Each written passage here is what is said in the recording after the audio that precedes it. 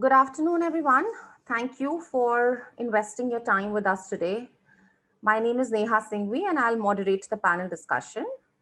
Here's the format to give you an idea of what to expect in the next 55 minutes. We'll take a few moments to introduce the panelists. This will be followed by the launch video, which will also give a glimpse of what the report entails. We will then proceed with the panel discussion to understand the context, gaps, and the way forward. And the last 10 minutes will be dedicated to questions. On your screens, you can see a Q&A icon. During the panel discussion or after it, you may send in your questions there. In case you aren't using your complete credentials as your login, please do detail out the same along with your questions. So basically your name and the publication you represent. Okay, so we are all set. Let's get started with the panel introduction in alphabetical order.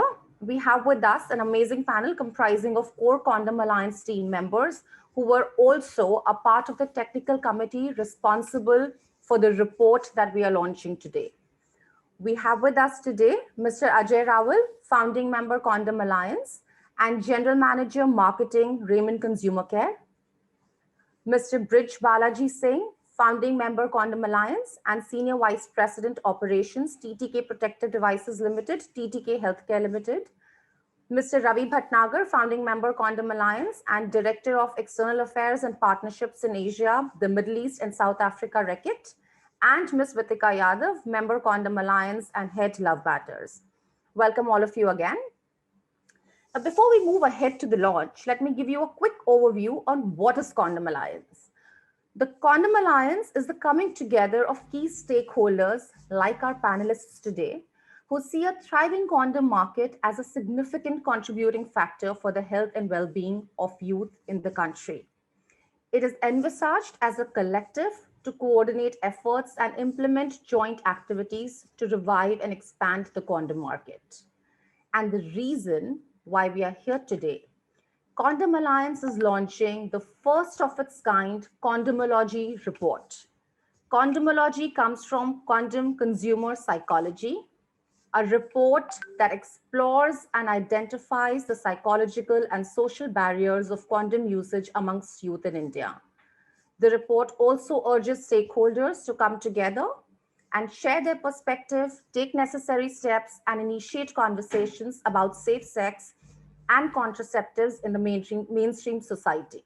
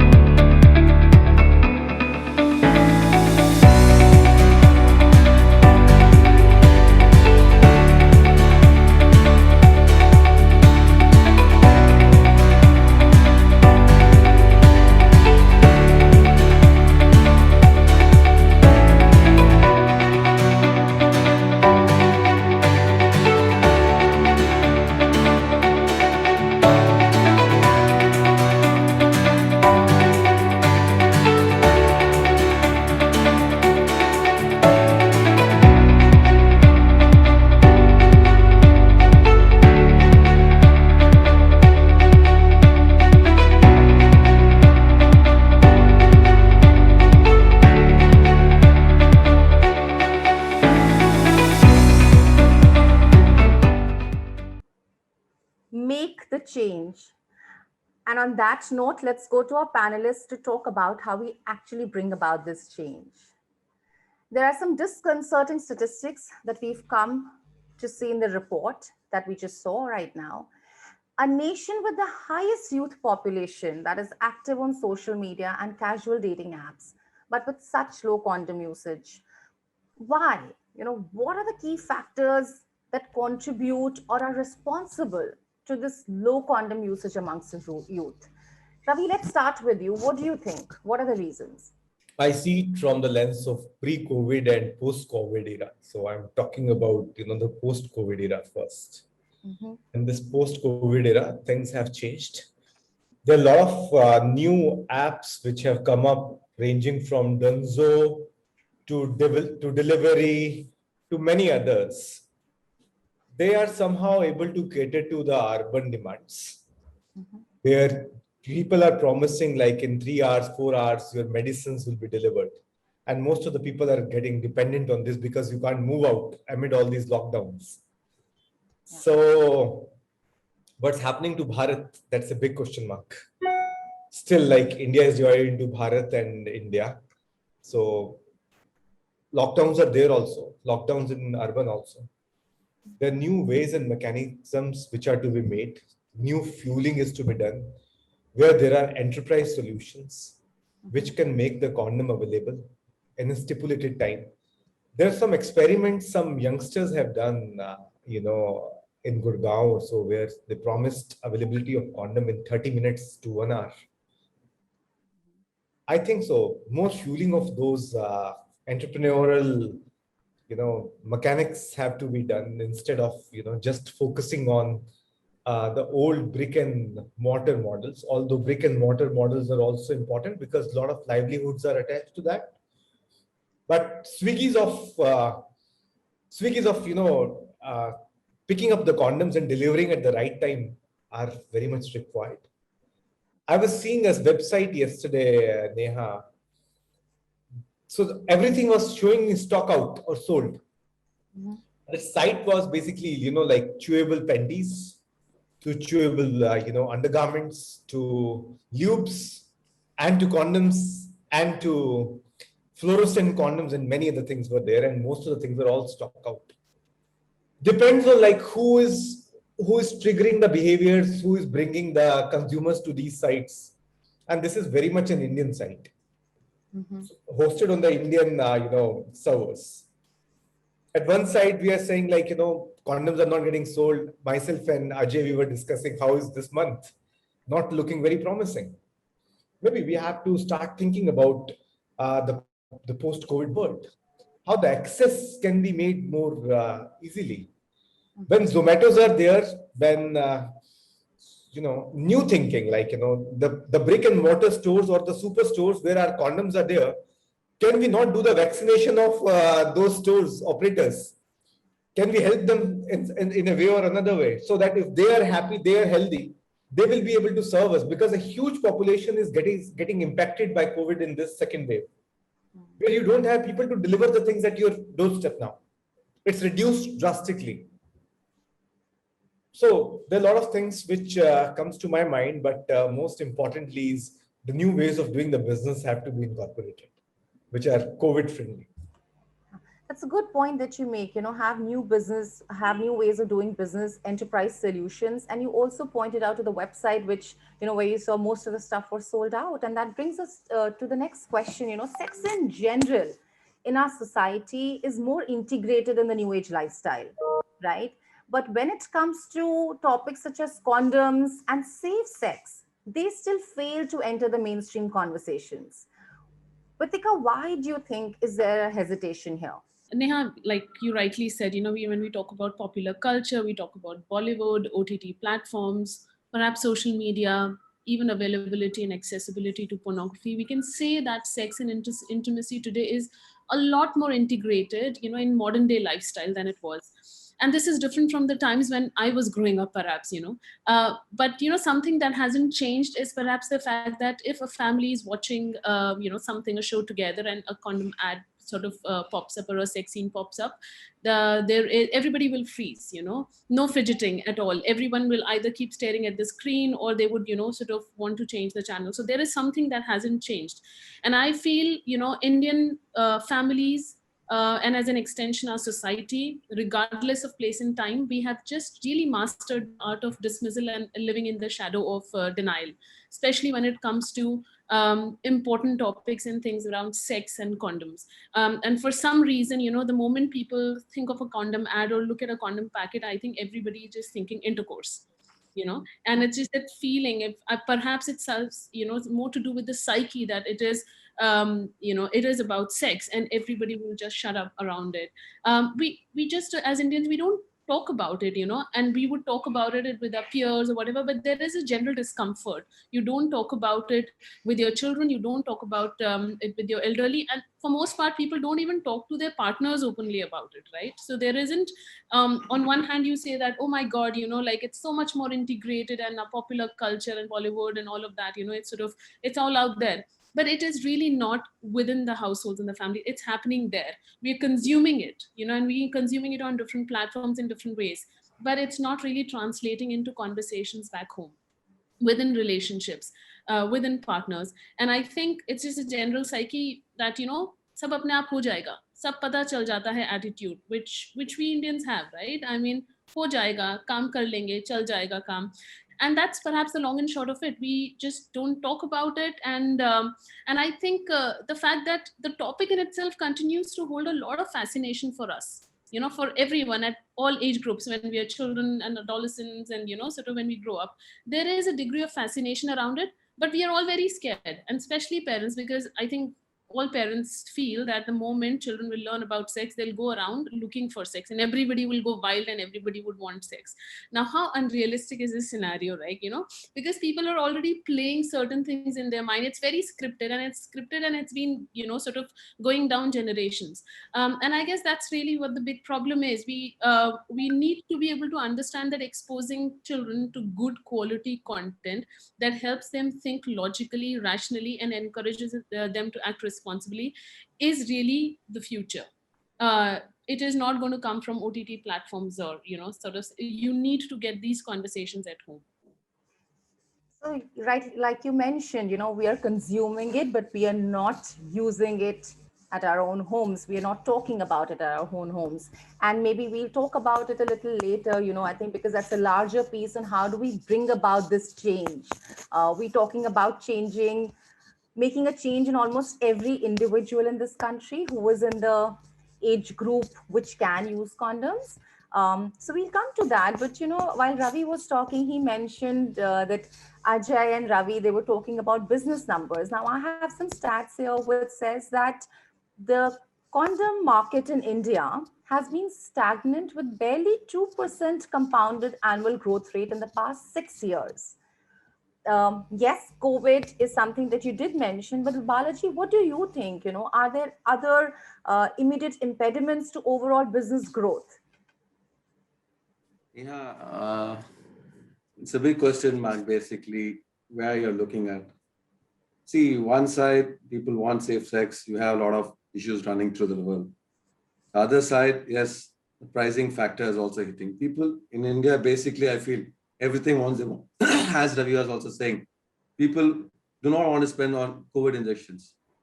They want free. So free. How is it going to happen? When you want to maintain your health, you need to spend on your money factor. One part, as Ritika was also contemplating, really people are scared. As you said, I really point out some ads, okay. When you put a condom ad, as you said, people just look for a remote. But whereas there are a lot of, I'm not against these stats, okay. There are a lot of body sprays and all these are much more vulgar than your condom ads today in the TV. Okay. You look at those ads, yes, so actually our condom ads are much better, actually, much more clearer. It gives a drive factor. So that is where the government also has to step in. See, CAGR 2.6 is, yes, agreed, but I personally feel a lot of drop in, especially, okay, the brand markets are picked up, whereas the free distribution has totally gone down in the Indian market. So there is where there's a big impact in CAGR usage also. because of the price factor. Governments don't want to spend on the condom growth and looking at the low price condoms. It's not what is the quality going to be, or that's more important factor these days. Price, yes, CAGR. And the most important drive is, yes, people today are understanding health is important. So condom usage has gone up in the brand markets, whereas in the free distribution market, people are not able to reach them. So it has to be on the both sectors. There's the COVID impact, as Ravi said, is gonna taken behind a seat. So how are you going to come out? As you're saying, there are totally new platforms, e-commerce. People's approach to e-commerce has totally changed. I do see an increase in CAGR growth for next year. It's not going to be drastic. I'm telling you very frankly, not going to be drastic. It's not going to be like just jump from 2 to 6%. No, it has to be on a slow. And the next generation team is the one which has to drive the factor and take it up. All these, basically, it is going to impact our CAGR growth. Yes, that's what I feel personally is going to happen. Being in the industry for the last 25 years. See, it has been slowly increasing, but as the markets abroad has gone up terribly, as you can see in the Condomology report you said, 92 to 97 to today, what are we? We have grown up so much, nearly 400% growth. But in India, if you still say it's only 2%, it's really bad on our part. So how was this the generation? Or what are we going to do is the question mark. Manufacturers, distributors are trying to impact, but we do need support from other sectors also. You cannot put an ad, you cannot put, when you read the Condomology report, there's the thing, yes, actually there's a big ad those days, where posters were, how did he get AIDS? Where did he get the spots? Those are the beautiful ads, but now you don't see any such thing. It's all gone, actually. No ads can be put on the posters. You put a big banner in the front of a factory saying you're manufacturing a condom, you get the local guys, people, all these people running up to you and say, bring down the banner. We had a big issue in our factories. How are you going to project yourself? You're, as Vitika is saying, you're just trying to be safe. You don't want to say what's the actual truth today. That's what we are. Sure. It's only the same team which keeps buying the condoms, but we have to look at new sectors and get it driven down. That's what I personally feel. It has to be open market now. It cannot just be a closed sector, I'll tell you frankly. You have to have ads in paper. You have to educate people with long articles. See, I used to work in Africa where we used to carry how to use a condom. Okay, IFUs were printed on papers. Can you do that in our country? No. You'll be said, sorry, you cannot put an IFU on the newspapers. We used to carry ads of IFUs in newspapers and some others work in Botswana. I used to put it regularly. And everyday jingles everyday morning, prime time jingles used to happen where people used to openly talk between 8 to 9, even though the radios are very less in African countries, jingles happen there, You cannot do anything here. You had to put an ad after 10 o'clock as if some robber coming into your house and robbing your house and running. That's what the ads are today, like in a condom ad. And how do you think your market is going to improve, tell me, without any support? Sure. I may be a bit vocal, I'm sorry, but this is what I personally feel. Okay, people drive down, it's a bit vocal, this thing aspect. No, very valid point that you raise here. And, what we're saying is raising awareness is not just, cannot be done by one entity or the marketer of condoms alone. It needs the entire group to come together. It needs a lot of stakeholders across the society, whether it's the government bodies, the think tanks, and the others to come together and support the cause of amplifying awareness around the usage of condoms. Ajay, let's go to you. We haven't spoken to you yet. How do you think that the industry benefit from the policy changes? Thank you, Neha, and thanks everyone for joining. Just to start with some very interesting statistics, actually, and I'm always enamored by some numbers because they help us appreciate the quantitative aspect of the challenge. So India has 2.5% of global land, but 17.5% of world population. How does that sound? Right? UP would be actually the 7th largest country in the world in terms of population. Maharashtra would be the 13th largest country after Brazil in terms of population. Mumbai and its suburb is 2.5 crore population, which will be virtually like the 50th largest country in the world in terms of population. Right, so definitely we need significant policy measures to address this ever-growing challenge. Four things are what I would like to put forward to everyone. First, which Mr. Singh also just touched upon, is the challenge of advertising and the guideline of airing the advertisement between 10 at night to 6 in the morning, right? Okay, that's acceptable, fine, considering the social fabric, but it doesn't mean that there could be guidelines which could be devised which will enable um, socially relevant advertisement to be allowed between 6 a.m. in the morning to 10 in the evening, right? Okay, you say sexually explicit and therefore that should not be there, but then there are, you should not ideally put a blanket ban on this period. It could be relevant, ethically correct, morally correct advertisement that could be allowed between this particular time. Second is the policy part in terms of the education. It has been observed that in various countries across the world where sex education has been a part of the academia, there the condom usage is very profound. The per capita condom usage is higher, and therefore the population control has been adequate. So on this part, the government also needs to disseminate mass information, whether it is a boy or a girl. Every child is equal. Third is the challenge of purchase at the point of purchase or the chemist outlet or any retail outlet. I have a very interesting suggestion over there. Be right, be right and use condoms. So enter the chemist shop and turn right. So there could be a separate section created on the right hand side, that the customer goes to the exact right hand side and there is a small section where only condoms are kept. So this saves him the opportunity of going and talking, and the retailer also understands that there's a customer here for condom on the right side of the chemist. So be right, buy condom. That could be may not it's not possible that all the chemists in the country will be able to do it, but yeah, there could be a directive which will enable this sort of philosophy to take place over a period. And fourthly, we disseminate a lot of information to consumers through whether it is telecom or movies and stuff like that. So there is smoking cessation messages that go. So telecom operators could be used to send across to the right target audience about the usage of condoms. The messages could go from there. Entertainment, whenever a movie starts or it ends, it should start or end with a socially relevant communication on condom usage. So those are simpler things, but they will go a long way in creating right education and awareness about continuous condom usage. Thank you. So we're saying entertainment, telecom, retailers at the chemist, advertising, all of these need to look at their policies, what they have right now, and incorporate, condoms in it in a way that it can help accentuate the market further. Now, both Ajay and Balaji mentioned and spoke of restrictions on advertising. Vitika, do you think that actually, if one was to review the restrictions on broadcasting of condom advertisements, will it really have a substantial impact on awareness? Yes, Neha. I mean, I think in my view, restriction on condom ads has been the most absurd thing in the country. Mhm.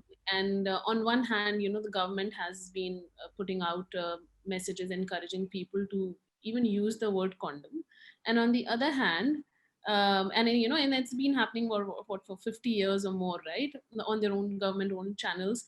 On the other hand, they have put this restriction saying that the general mass watches television at so and so time, and it is going to be very uncomfortable for Indian families who can claim to be the most populated sort of country in the world. Mhm. And it's a no-brainer that actually people should be educated about condoms during that time slot, if that is when the general mass is watching television. So on one hand, what the government wants is actually contradicted by the policy that there is going to be no condom ad. And I think, again, like what Mr. Raval said, that a blanket ban is not going to work, because uh, perhaps what we need is a framework. On one hand, you have all kinds of regressive material on television, and I don't even need to talk about it. We don't have so many things which are right, which are being broadcast, even in terms of how you actually would want to see women in much more empowering sort of positions, or just the kind of stuff that you see on Indian television for most part is just plain simple regressive. We don't have framework around that, right? We don't have frameworks around a lot of other products which are possibly much more sexual in nature, and perhaps it's not so much about being sexual. I think it's about objectification of women in a certain way. So perhaps what is needed is a framework for all kinds of broadcasters and advertisers, right? It is not just for the condoms that you can have a very specific ban and say that no, it's only about condoms. And I think it is extremely regressive, and this is something that has to be done away with, because we are actually this is adding to more shame and stigma. And it contradicts what possibly the government, what all other stakeholders want to do. So it is really the most absurd thing in my view.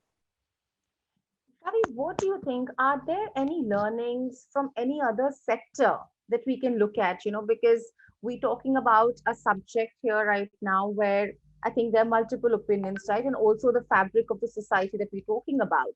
But is there another sector where that we can draw learnings from? Is there something that you'd like to share on that?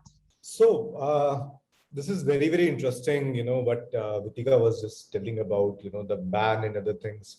So there are a lot of OTT platforms, which have all kind of content running 24/7. Mm-hmm. There are plenty which our media knows it better than we know it. So when that is not regulated, then why we are talking about regulating the timings and other things? We have to see it from the lens like it's from the public health lens, and not from the lens of morality. Mm-hmm. Because if you see anything like this from the lens of morality, then we are back to the dark ages. This is something which is need of the hour. I have personally encountered a lot of SOS calls in last COVID lockdown, and few SOS calls in this COVID lockdown, where people are asking like now, I don't know what to do. From where to get the safe abort kit, which has meso and mephi in that, because condom was not available. And many of the pharma, intermediaries who are supplying us the medicines like 1mg and many others, Mm-hmm. they have huge load of carrying the COVID related medicines, hygiene products and other things. If you order for 2 condoms, they say, okay, after 6 weeks, the delivery can happen, or after 3 weeks, delivery will happen. The sex will not wait for 6 weeks, 3 weeks or 4 weeks. Mm-hmm. So this will have unintended abortions.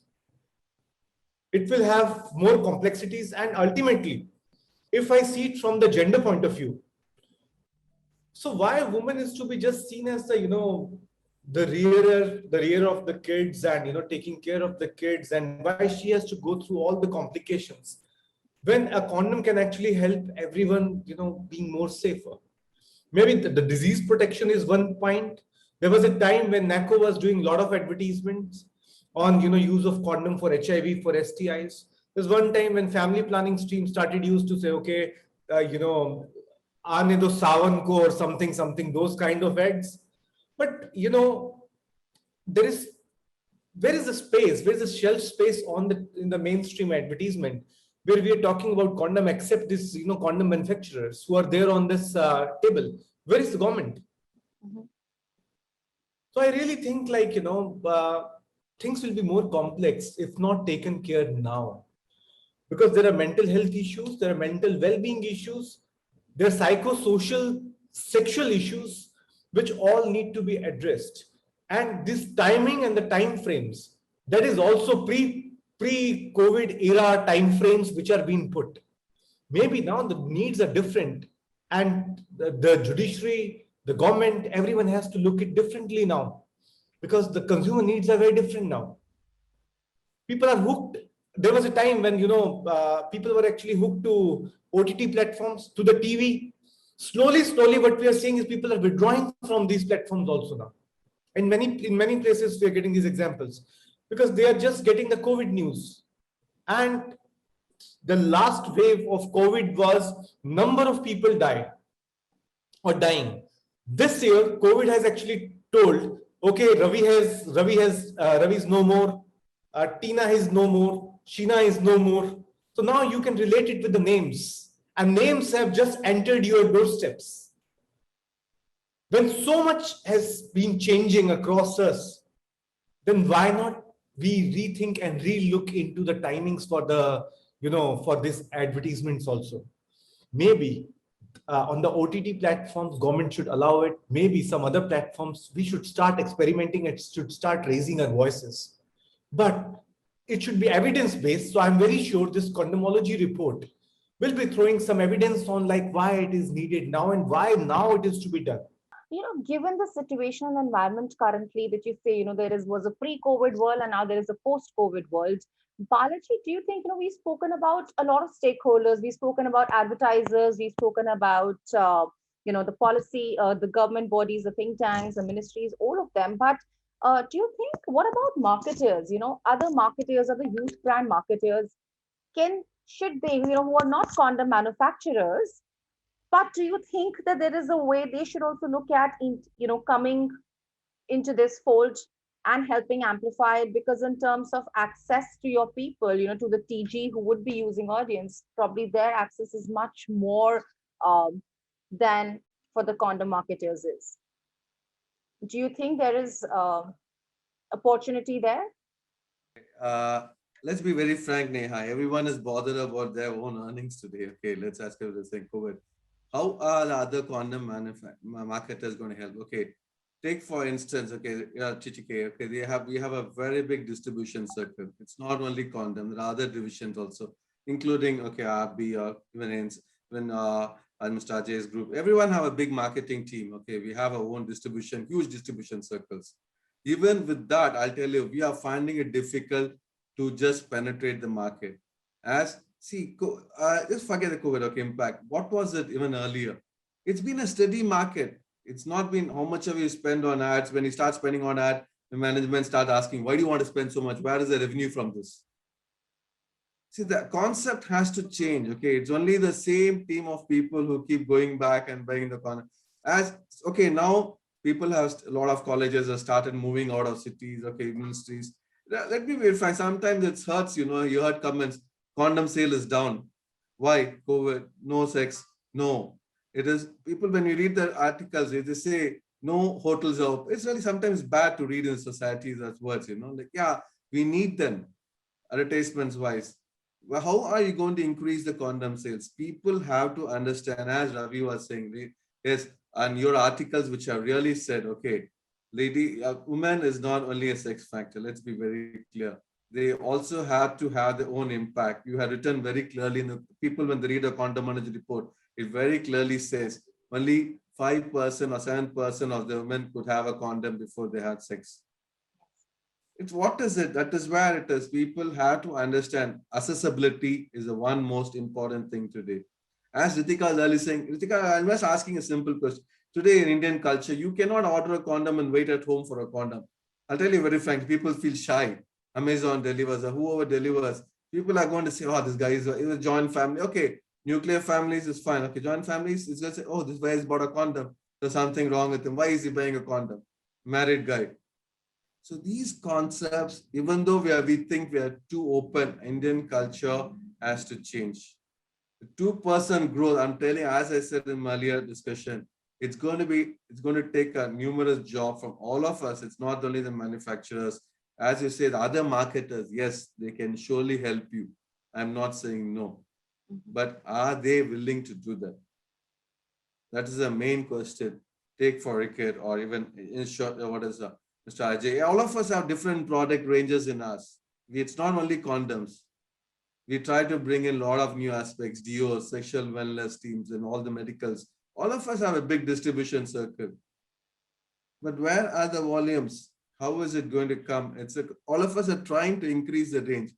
But the most important, Neha, has to be from the social responsibility. That is what I would like to stress. It has to come from down the line. Governments had to play a major factor. I'm not, okay, like, it's been very frank, a lot of USAID, okay, they buy numerous tons of condoms from everyone. They distribute it everywhere in the world, African countries, where even though the relevance is low, I have worked in Africa for 7 years, okay, in the condom industry. It's totally different. People are trying to understand. They see it as a person, let me be frank, a person manufacturing condom industry was thought as a god there. Okay. I was very happy to work there in a condom manufacturing organization as a managing director in latex medical products. But they're thought like a people, especially think, okay, it's like even the policeman or social, they say, oh, you are working in a condom, very good. Thank you for working. But do you have it here? Sorry. My children, okay, my daughter, okay, I'm very old, okay. They never knew till they went to college, okay. Only when they saw my card, the name card, they said, oh, dad's working in a condom factory. That was the reaction they had. When she was 20 years, she came to know I was working in a condom factory, okay. Till then, we used to talk apple, banana, pineapple. My son used to ask me, what is this? Say, no, it's a glove factory working in night for the discussion. These were the discussions. A guy working like me, okay, didn't have the concept to open out in the family. But today it's different. It has changed the last 5-6 years. I see the next generation. I hope the future generation realizes it and comes out with new concept. And they are very open, not like me, to be very frank with you, hiding the facts and just going on. Okay. Yes, I hope the future generation is, much more conversant with their children, their peers, and can talk about it, because that's where we'll bring it into the mainstream. Ritika, what do you think? When we're talking about the users, let's talk about the condom users, okay? The people who are going to use condoms. What do you think we can do to ensure that the younger population looks at using condoms as smart, responsible, and yet cool? It still gives them that cool quotient. What is it that we can do for them? Neha, I think the definition of cool in context of young people needs to be reframed. What is cool right now is that you brag about having sex without condoms, right?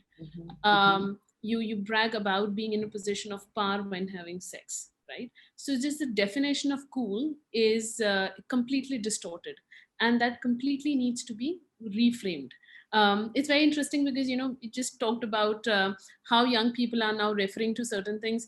My son's friends, apparently, they call me Dr. Sex. They have come across my TED Talks and they've actually seen that, and I have these 10-year-olds coming saying, hey, you're Dr. Sex, right? And I was like, wow, interesting. You think I'm Dr. Sex. So things are changing. There is much more information out there, but I think it's about quality information that has to be out there, because this is, interestingly, today is also the era of activism and openness, right? Social media is being used for all sorts of things, but it does have a power to be much more open about a lot of conversations around consent, sexuality, female pleasure, and people are having much more candid discussions out there, of course, to be banned by social media platforms later. But the fact is, there is just definitely much more openness to be able to talk about these things, and for young people to own these discussions, right? They found a place where they can actually take a lead and have these discussions. So I feel that is going to be an important starting place to sort of reframe what cool is. And again, when we say that sort of sex and sexuality and condoms, is sort of sex, intimacies, whatever, much more integrated in our modern day life, it also has to translate in a way that people are able to sort of see it in their day-to-day life, right? We still do not have some of the, I would say, what do you call them, A-lister celebrities being very open about supporting or doing condom commercials, right? And there is a reason why, because there is a certain image of being a good star, a family star, and a family star wouldn't do a condom ad or things like that. Now a lot of things are changing, because just like in popular culture or Bollywood OTT platforms, you have new actors who are experimenting more and doing more. There is a space which is opening up for having much more candid conversations around important topics, and I think we really have to use that as an opportunity, and young people have to drive these conversations, right? I mean, I think different stakeholders will have to take a lead in making sure that everybody is working together. We are all moving forward with the same agenda, but we really have to give that space to young people to own these discussions, to be able to question what I have been considering cool is actually not cool, and how do I change that? So the process of unlearning is very important, and that unlearning will only happen when they are owning those discussions, they are in that space, and where there is obviously there's space for a healthy discussion and disagreeing with each other as well. So that's I feel is the starting point. And of course, what will make it cool is that we start early. We really wait for years to be able to talk about sex and condoms if there is comprehensive sexuality education that starts at school, you know. And I don't know why we feel that whatever is age appropriate. I mean, I think age appropriate is really different for different people, but I think we really have to start at the foundational level, and that's how we would unlearn what generations have learned about sex and condoms and intimacy, and we would possibly have a new cool culture that would define India. Okay, so unlearn and reframe what cool means. We have 3 more minutes before we can conclude the panel discussion. So I'll just go around for final thoughts. Ravi, what are your views? Just quick 1 minute thoughts from all three of you. So for me, the world is changing around condoms, around sex.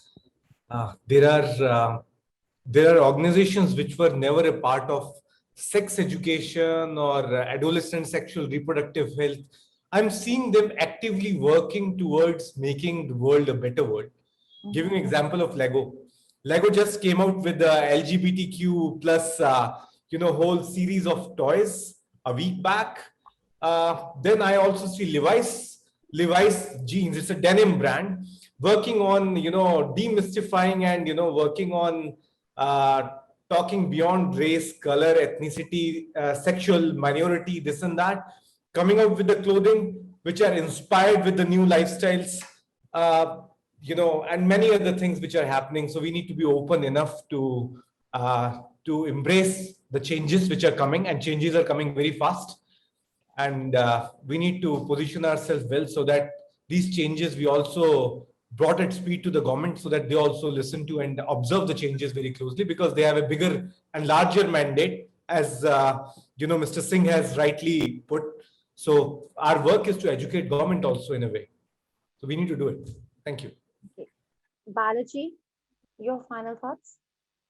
Yeah, I think we need to break up. I always thought about it. There are many countries, okay, where they have specific condoms for even the colleges. We are in India, we never think about that. We're scared to talk about it. It has to come, as Ritika said, it has to come from the growth. A 16 years old guy or 15 years old, there are specific condom sizes to be certain big. I know I want Australia, the example. Okay, I was very surprised in '99 when people used to buy. They say this is for the college. I said, what for college students? Because being a manufacturer, that is what I think. In Indian society, we need to break up our lifestyle of condom, where we are, how we are going to take it. As everyone is saying, it's not government, personal, from the family aspect.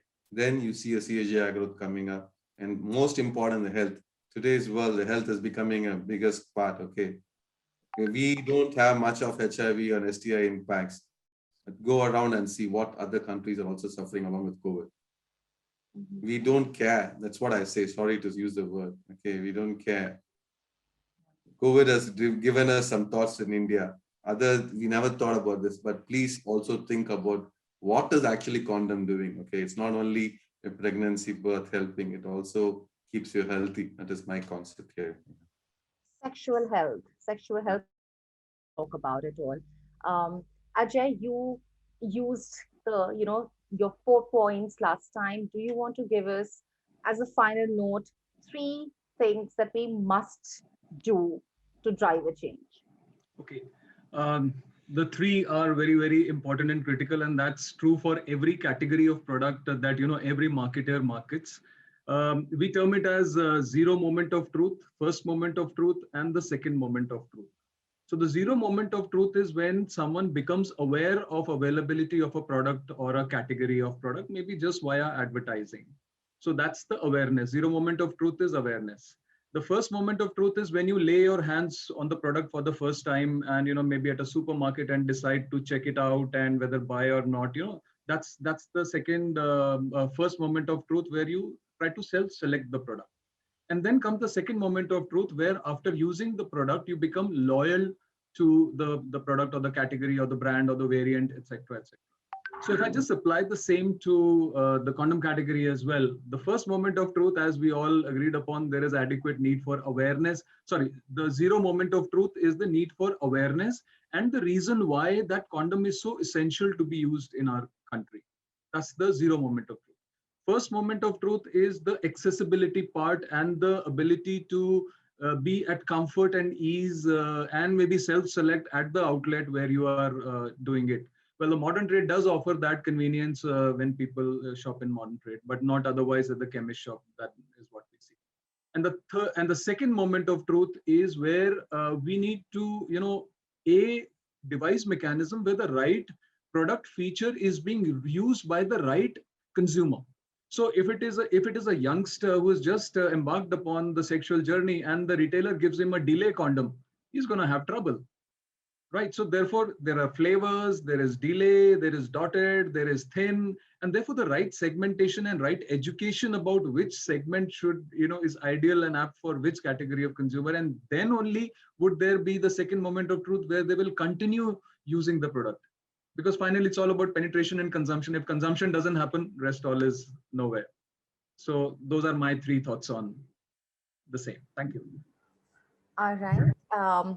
On that thought, let's conclude the panel discussion. Thank you all for your time.